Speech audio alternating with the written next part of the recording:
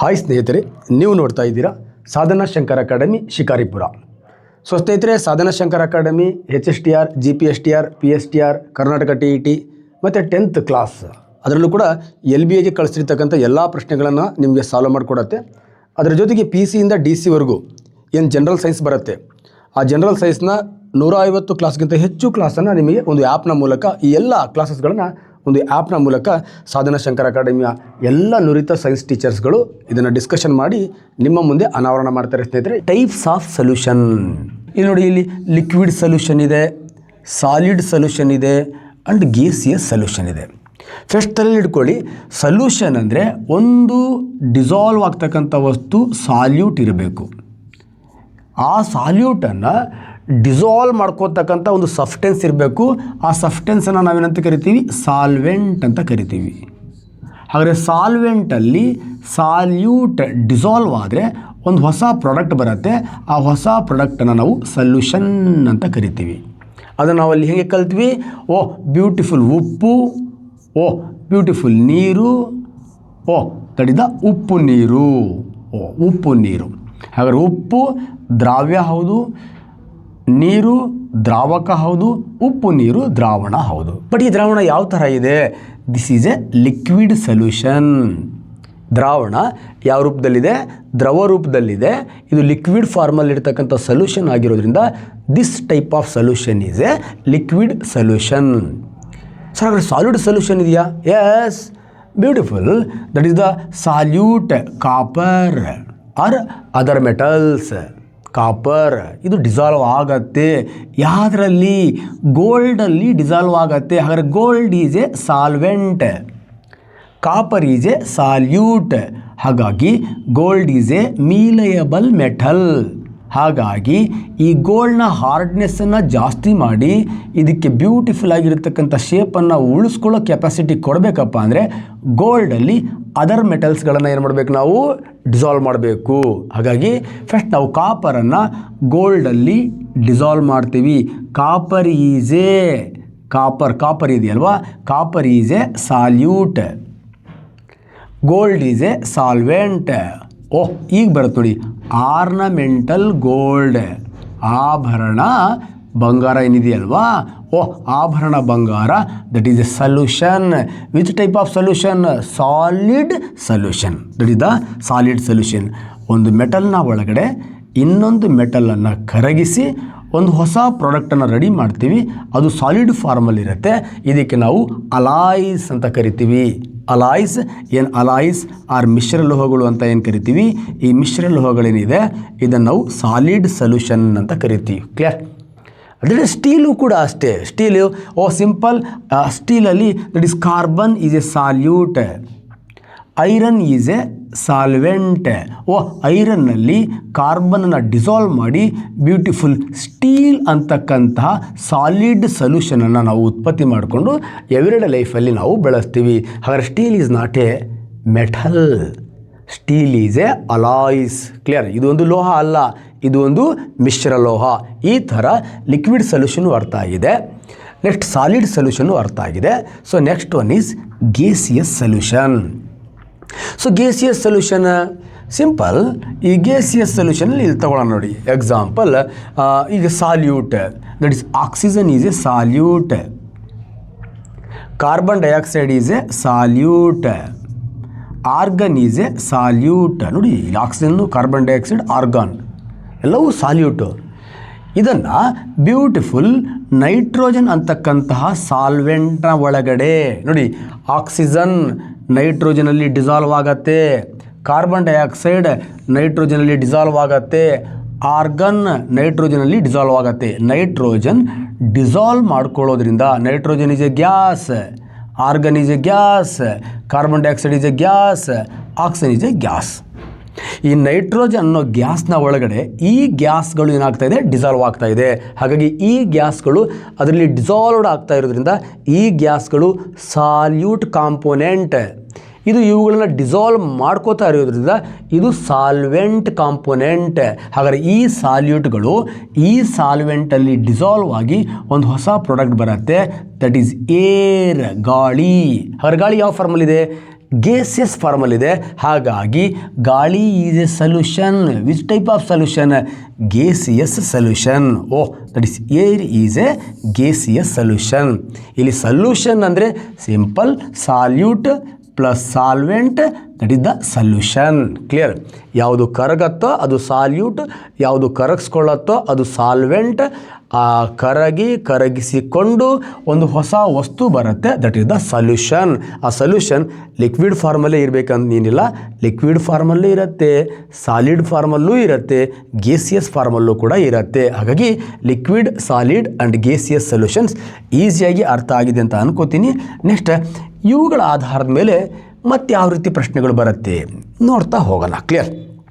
Okay, ಹಾಗಾದರೆ types of solution ಅರ್ಥ ಆಗಿದೆ. Based on physical state of solute and solvent. ನೋಡಿ, ಈಗ ಈ ಸೊಲ್ಯೂಷನ್ನ ವಿಧಗಳನ್ನು ನಾನು ನಿಮ್ಮ ಜೊತೆಗೆ ಚರ್ಚೆ ಮಾಡ್ತಾ ಬರ್ತೀನಿ. First based on physical state of solute and solvent. ಈ ಸಾಲ್ಯೂಟ್ ಮತ್ತು ಸಾಲ್ವೆಂಟ್ ಏನಿದೆ ಇವುಗಳ ಭೌತ ಸ್ಥಿತಿಯ ಆಧಾರದ ಮೇಲೆ ಫಸ್ಟ್ ನಾನು ಈ ಸೊಲ್ಯೂಷನನ್ನು ಏನು ಮಾಡ್ತೀನಿ, ವರ್ಗೀಕರಣ ಮಾಡ್ತೀನಿ. That is the first binary solutions. Clear? Binary solution ಅಂತ ಕರಿತೀವಿ. ಏನು ಬೈನರಿ ಸೊಲ್ಯೂಷನ್ ಅಂದರೆ? The solution that contains two components. ನೋಡಿ, ಯಾವ ಸೊಲ್ಯೂಷನಲ್ಲಿ ಎರಡು ಕಾಂಪೋನೆಂಟ್ ಇರುತ್ತೆ. ಯಾವುದು ಎರಡು ಕಾಂಪೋನೆಂಟು? ಒಂದು ಸಾಲ್ಯೂಟ್ ಇರುತ್ತೆ, ಇನ್ನೊಂದು ಸಾಲ್ವೆಂಟ್ ಇರುತ್ತೆ. ಯಾವ ದ್ರಾವಣದಲ್ಲಿ ದ್ರಾವ್ಯ ಮತ್ತು ದ್ರಾವಕ ಘಟಕಗಳು ಇರುತ್ತೋ ಆ ದ್ರಾವಣವನ್ನು ನಾವು ಬೈನರಿ ಸೊಲ್ಯೂಷನ್ ಅಂತ ಕರಿತೀವಿ. A solution that contains two component, that is solute and solvent are called by. ಅಂದರೆ ಎರಡು, ಒಂದು ಸಾಲ್ಯೂಟ್ ಇರುತ್ತೆ, ಇನ್ನೊಂದು ಸಾಲ್ವೆಂಟ್. ಈ ಎರಡು ಕಾಂಪೋನೆಂಟನ್ನು ಹೊಂದಿರತಕ್ಕಂಥ ಸೊಲ್ಯೂಷನ್ಗೆ ನಾವೇನಂತ ಕರಿತೀವಿ? ಬೈನರಿ ಸೊಲ್ಯೂಷನ್ ಅಂತ ಕರಿತೀವಿ. ಅರ್ಥ ಆಗಿದೆ ಅಂತ ಅನ್ಕೋತೀನಿ. ಈಗ ನಮಗೆ ಸೊಲ್ಯೂಷನ್ ಅಂದರೆ ಅರ್ಥ ಆಗಿದೆ, ಸಾಲ್ಯೂಟ್ ಅಂದರೆ ಅರ್ಥ ಆಗಿದೆ, ಸಾಲ್ವೆಂಟ್ ಅಂದರೆ ಅರ್ಥ ಆಗಿದೆ. ಕ್ಲಿಯರ್?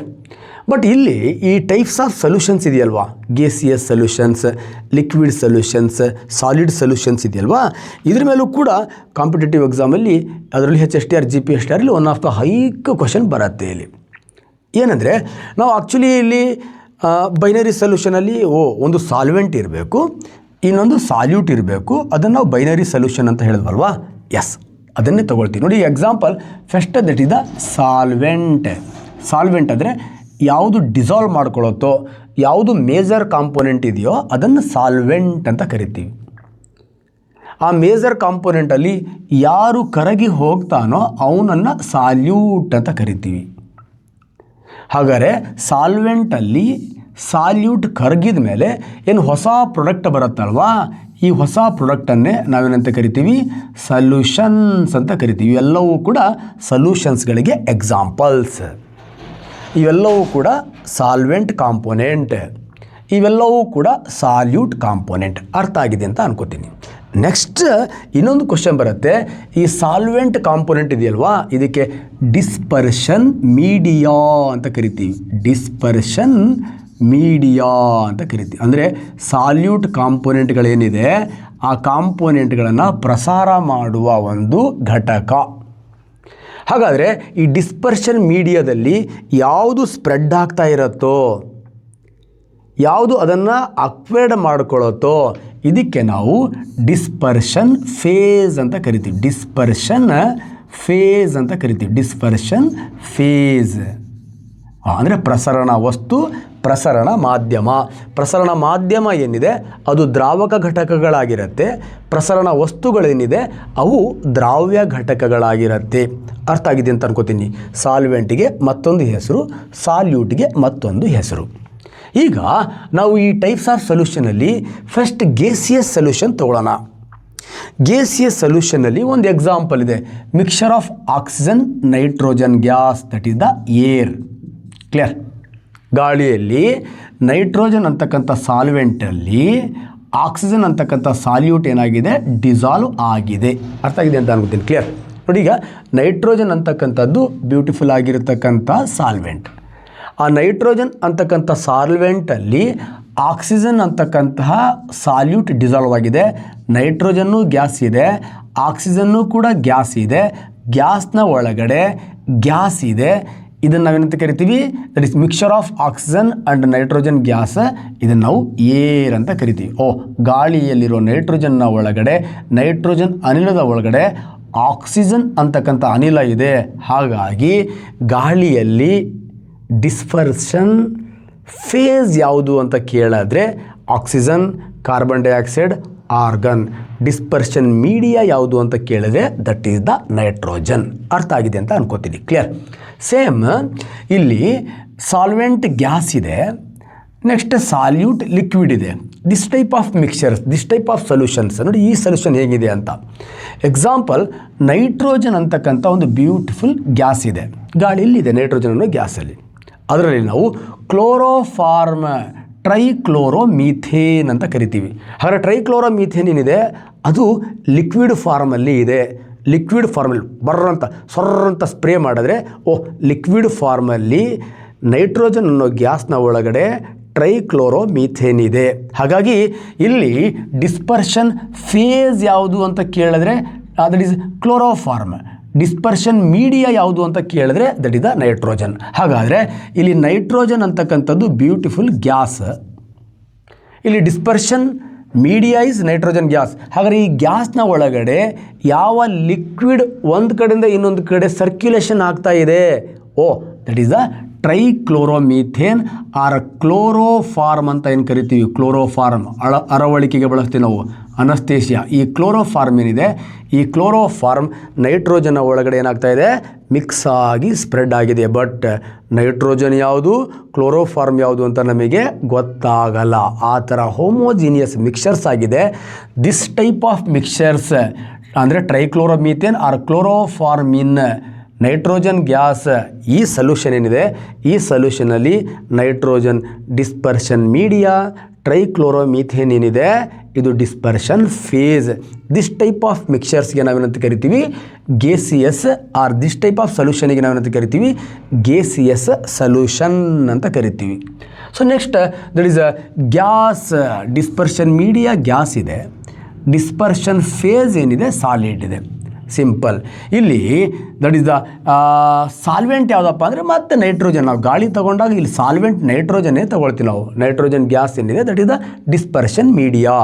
ಇದರ ಒಳಗಡೆ ಕ್ಯಾಂಫರ್, ಕರ್ಪೂರ.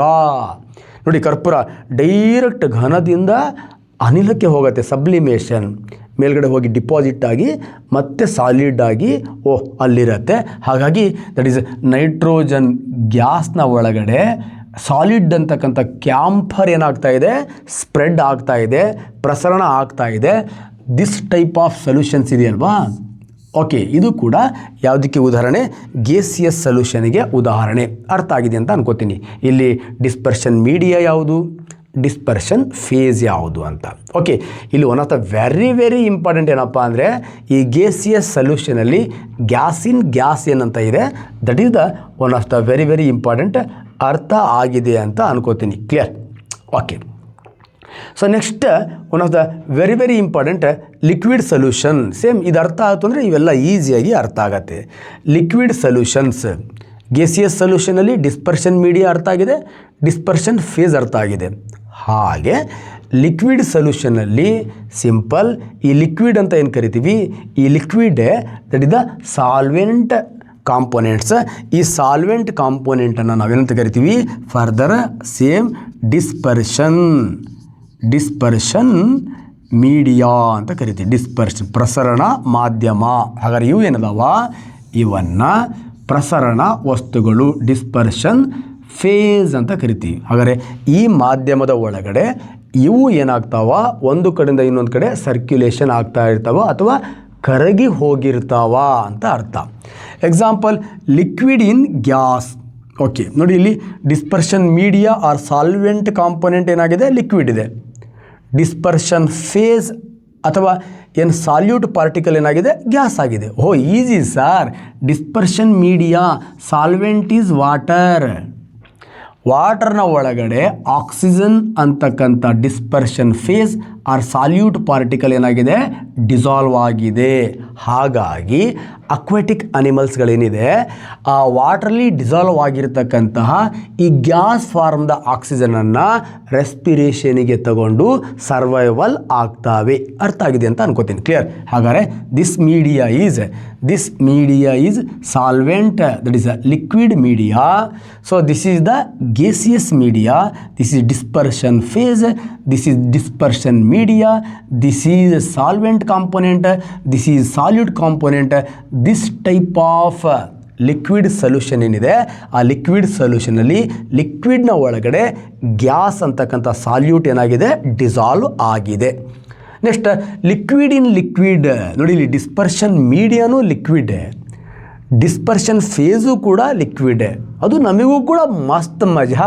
ಮೀನ್ಸ್ ವಾಟರ್ನ ಒಳಗಡೆ ಆಲ್ಕೋಹಾಲ್, ವಿಸ್ಕಿ, ಬ್ರಾಂಡಿ ಅವೆಲ್ಲ ಏನಿದೆ, ಇಲ್ಲಿ ಡಿಸ್ಪರ್ಷನ್ ಮೀಡಿಯಾನು ಲಿಕ್ವಿಡ್ ಫಾರ್ಮಲ್ಲಿದೆ, ಡಿಸ್ಪರ್ಷನ್ ಫೇಸು ಕೂಡ ಏನಾಗಿದೆ, ಲಿಕ್ವಿಡ್ ಫಾರ್ಮಲ್ಲಿದೆ. ಹಾಗಾಗಿ ಪ್ರಸರಣ ಮಾಧ್ಯಮದಲ್ಲಿ ಪ್ರಸರಣ ವಸ್ತು ಎರಡು ದ್ರವ ರೂಪದಲ್ಲಿದೆ. ಹಾಗಾಗಿ ದ್ರವದಲ್ಲಿ ದ್ರವ ಪ್ರಸಾರ ಆಗ್ತಕ್ಕಂಥದ್ದಕ್ಕೆ ನಾವೇನಂತ ಕರಿತೀವಿ ನೋಡಿ. ಕ್ವಶನ್ ಹೆಂಗೆ ಬರುತ್ತೆ ಸರ್? ಸಿಂಪಲ್. ನೀರಿನಲ್ಲಿ ಆಲ್ಕೋಹಾಲ್ ಕರಗುವುದು, ಇದರಲ್ಲಿ ಪ್ರಸರಣ ಮಾಧ್ಯಮ ಯಾವುದು, ಪ್ರಸರಣ ವಸ್ತು ಯಾವುದು, ಡಿಸ್ಪರ್ಷನ್ ಮೀಡಿಯಾ ಯಾವುದು, ಡಿಸ್ಪರ್ಷನ್ ಫೇಸ್ ಯಾವುದು, ಈ ಥರ ಎಕ್ಸಾಮಲ್ಲಿ ಕ್ವಶನ್ ಬರುತ್ತೆ. ತುಂಬಾ ಈಸಿ ಅರ್ಥ ಆಗಿದ್ರೆ. ಸೊ ಸೇಮ್ ಲಿಕ್ವಿಡ್ ಅಂತಕ್ಕಂಥ ಡಿಸ್ಪರ್ಷನ್ ಮೀಡಿಯಾದಲ್ಲಿ ಯಾವ ಸಾಲಿಡ್ ಅಂತಕ್ಕಂಥ ಡಿಸ್ಪರ್ಷನ್ ಫೇಸ್ ಇದೆ, ಈಸಿ ಇದೆ. ಲಿಕ್ವಿಡ್ ಅಂತಕ್ಕಂಥದ್ದು ಡಿಸ್ಪರ್ಷನ್ ಮೀಡಿಯಾ. ಓಕೆ, ಇಲ್ಲಿರ್ತಕ್ಕಂತಹ ಪ್ರಸರಣ ಮಾಧ್ಯಮ ದ್ರವ, ಅದರೊಳಗಡೆ ಗ್ಲೂಕೋಸ್ ಅಂತಕ್ಕಂಥದ್ದು, ಸಾಲ್ಟ್ ಅಂತಕ್ಕಂಥದ್ದು, ಶುಗರ್ ಅಂತಕ್ಕಂಥದ್ದು ಇವೆಲ್ಲವೂ ಕೂಡ ಸಾಲ್ಯೂಟ್, ಇವೆಲ್ಲವೂ ಕೂಡ ಡಿಸ್ಪರ್ಷನ್ ಫೇಸ್. ಹಾಗಾಗಿ ದ್ರವದಲ್ಲಿ ಘನ, ಸಕ್ಕರೆ ನೀರು, ನೀರು ದ್ರವ, ಸಕ್ಕರೆ ಘನ, ಉಪ್ಪು ನೀರು, ನೀರು ದ್ರವ, ಉಪ್ಪು ಘನ. ಅದೇ ರೀತಿ ಗ್ಲೂಕೋಸ್ ಮತ್ತು ನೀರು, ನೀರು ದ್ರವ, ಇಟ್ಸ್ ಗ್ಲೂಕೋಸ್ ಈಸ್ ದ ಘನ. ಅದರ ದ್ರವ ಪ್ರಸರಣ ಮಾಧ್ಯಮ, ಇಲ್ಲಿ ಗ್ಲೂಕೋಸ್ ಪ್ರಸರಣ ವಸ್ತು. ಈ ಥರ ಒಂದು ಬ್ಯೂಟಿಫುಲ್ ಆಗಿರ್ತಕ್ಕಂಥ ಸೊಲ್ಯೂಷನ್ ಏನಿದೆ, ಈ ಸೊಲ್ಯೂಷನನ್ನು ನಾವು ಲಿಕ್ವಿಡ್ ಸೊಲ್ಯೂಷನ್ ಅಂತ ಕರಿತೀವಿ. ಅರ್ಥ ಆಗಿದೆ ಅಂತ ಅನ್ಕೋತೀನಿ. So next one of the very important solid. Okay, ಏನು ಸಾಲಿಡ್ ಸೊಲ್ಯೂಷನ್ ಅಂತ ಏನು ಹೇಳ್ತೀವಿ ನಾವು, ಸಾಲಿಡ್ ಸೊಲ್ಯೂಷನ್ಸ್ ಆಲ್ರೆಡಿ ಹೇಳಿದ್ದೀನಿ ನಾನು.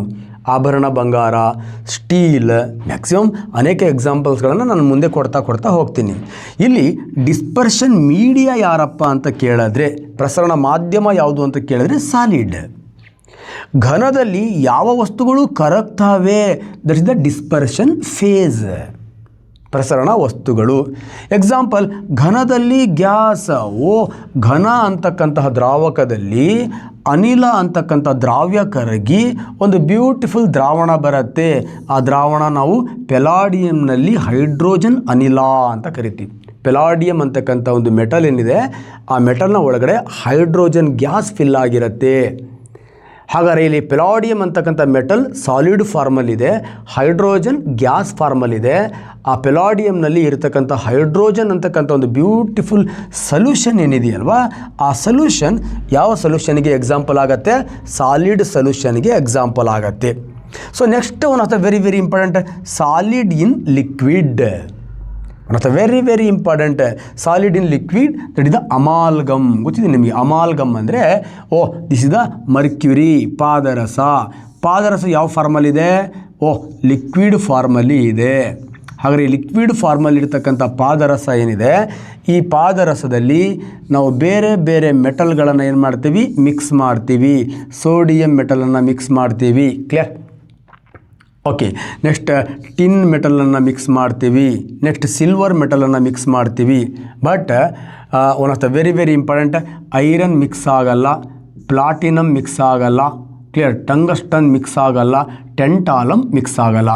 ಇವು ಯಾವುದು ಆ ಪಾದರಸದ ಒಳಗಡೆ ಮಿಕ್ಸ್ ಆಗದೇ ಇರತಕ್ಕಂತಹ ಮೆಟಲ್ಸ್. ಹಾಗಾಗಿ ನಾವು ಈ ಪಾದರಸ ಆರ್ ಮರ್ಕ್ಯೂರಿಯನ್ನು ಈ ಬಾಟಲ್ಗಳಲ್ಲಿ ಸ್ಟೋರ್ ಮಾಡ್ತೀವಿ.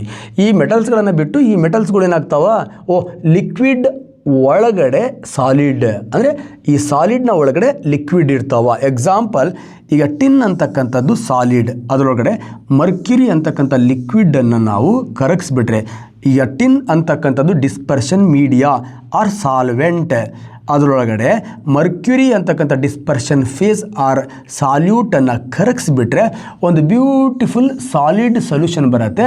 ಆ ಸಾಲಿಡ್ ಸೊಲ್ಯೂಷನನ್ನೇ ನಾವು amalgam, tin amalgam, silver amalgam, sodium amalgam. ಹಾಗಾದರೆ ಸೋಡಿಯಂ ಅಮಾಲ್ಗಮ್ಮಲ್ಲಿ ಡಿಸ್ಪರ್ಷನ್ ಮೀಡಿಯಾ ಯಾವುದು ಅಂತ ಕೇಳಿದ್ರೆ ಮರ್ಕ್ಯುರಿ, ಫೇಸ್ ಯಾವುದು ಅಂತ ಕೇಳಿದ್ರೆ ಸೋಡಿಯಂ. ಅರ್ಥ ಆಯಿತು ಅಂತ ಅನ್ಕೋತೀನಿ. Clear? So next solid in solid already ಹೇಳಿದ್ದೀನಿ ನಾನು. Copper dissolve in water means alloys, ಏನು ಮಿಶ್ರಲೋಹಗಳು ಅಂತ ಏನು ಕರಿತೀವಿ, ಮಿಶ್ರಲೋಹಗಳು.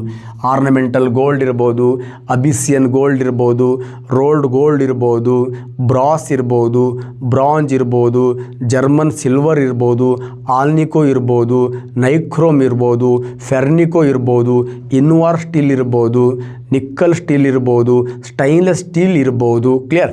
ನೆಕ್ಸ್ಟ್ ಫ್ಯೂಟರ್ ಮೆಟಲ್ ಇರ್ಬೋದು. ಇವೆಲ್ಲವೂ ಕೂಡ ಅಲಾಯ್ಸ್ಗೆ ಎಕ್ಸಾಂಪಲ್. ಈ ಅಲಾಯ್ಸ್ಗಳಲ್ಲಿ ಸಾಲಿಡ್ ಡಿಸ್ಪರ್ಷನ್ ಮೀಡಿಯಾದಲ್ಲಿ ಸಾಲಿಡ್ ಅಂತಕ್ಕಂಥ ಡಿಸ್ಪರ್ಷನ್ ಫೇಸ್, ಸಾಲಿಡ್ ಅಂತಕ್ಕಂಥ ಸಾಲ್ವೆಂಟಲ್ಲಿ ಸಾಲಿಡ್ ಅಂತಕ್ಕಂಥ ಸಾಲ್ಯೂಟನ್ನು ಮಿಕ್ಸ್ ಮಾಡಿ ಒಂದು ಬ್ಯೂಟಿಫುಲ್ ಅಲಾಯ್ಸ್ ಅಂತಕ್ಕಂಥ ಸಾಲಿಡ್ ಸೊಲ್ಯೂಷನನ್ನು ಏನಾದ್ರು ಮಾಡ್ತೀವಿ, ಪ್ರಿಪೇರ್ ಮಾಡ್ತೀವಿ. ಈ ಥರ ಏನು ಈ ಸೊಲ್ಯೂಷನ್ಸ್ಗಳಿದೆ, ಈ ಸೊಲ್ಯೂಷನ್ಸ್ಗಳಲ್ಲಿ ಡಿಸ್ಪರ್ಷನ್ ಮೀಡಿಯಾ ಯಾವುದು, ಡಿಸ್ಪರ್ಷನ್ ಫೇಸ್ ಯಾವುದು, ಸಾಲಿಡ್ ಸೊಲ್ಯೂಷನ್ ಯಾವುದು, ಲಿಕ್ವಿಡ್ ಸೊಲ್ಯೂಷನ್ ಯಾವುದು, ಗೇಸಿಯಸ್ ಸೊಲ್ಯೂಷನ್ ಯಾವುದು, ಈಸಿಯಾಗಿ ಎಕ್ಸಾಮಲ್ಲಿ ಪ್ರಶ್ನೆಗಳನ್ನು ನಾವು ಐಡೆಂಟಿಫೈ ಮಾಡ್ಬೋದು. ಯಾಕಂದರೆ ಎಕ್ಸಾಮಲ್ಲಿ ಪ್ರಶ್ನೆನೂ ಬರುತ್ತೆ, ಉತ್ತರನೂ ಬರುತ್ತೆ. ಅರ್ಥ ಆಗಿದೆ ಅಂದ್ಕೊಂಡು ಒಂದು ಬ್ಯೂಟಿಫುಲ್ ಆಗಿರ್ತಕ್ಕಂಥ ಕಾನ್ಸೆಪ್ಟ್ ಜೊತೆಗೆ ನಾನು ನಿಮ್ಮ ಜೊತೆ ಚರ್ಚೆ ಮಾಡ್ತೀನಿ. ನಮಸ್ಕಾರ, ಧನ್ಯವಾದಗಳು.